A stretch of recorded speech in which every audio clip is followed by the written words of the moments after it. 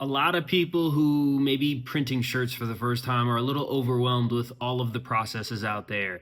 There's screen printing, there's digital transfers, and what does all that mean and what is the best for you? So I'm going to kind of go over what are some of the processes that are most used and when is the best to use which or the other. Screen printing is the tried and true way of doing it. That is going to be your best way to get the lowest cost per unit as well as the most vibrancy and the most longevity out of the print.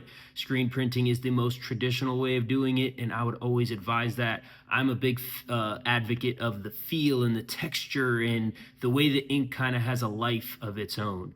There's different types of screen printing. There's different inks you can use. We got water-based inks. We got plastisol inks. There's a lot of different ways to cut it. Embroidery, that's a little more cut and clear. We're typically thinking of embroidered polos or embroidered hats where the logo is stitched into the product. This is a very long-term solution for a product, but there are different things that can happen. For example, if you have a very thin polo or a very lightweight material, you could sometimes have puckering around the logo where the stitching kind of wrinkles the fabric. So you want to just make sure that you're using the right type of decoration for the garment that it's going on. In the world of digital printing, things have changed a lot.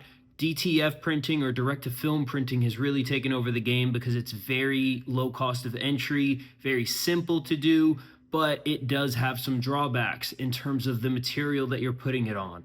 There is a lot of what is called dye migration with DTF printing if it is not done correctly. So you want to just make sure that the garment that you're using, the printer has the proper inks to make sure that the print is long lasting. For example, if you take a camo hoodie and you try and put a DTF print on it, the camo dye will change the color of the transfer itself, leading in a final product that doesn't look as great. And finally, we have DTG printing. DTG printing is super versatile.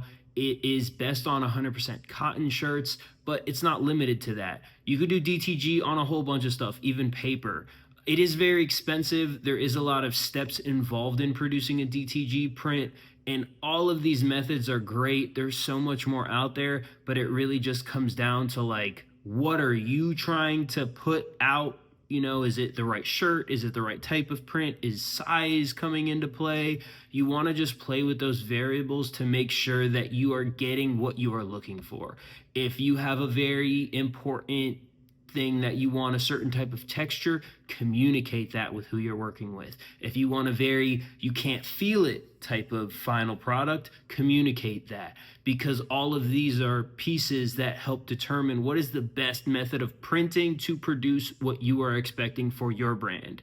If you are in need of help with things for your brand, we are here to help. Mint Prints, we got a discount code if you are looking to have your work done by professionals who know what they are doing.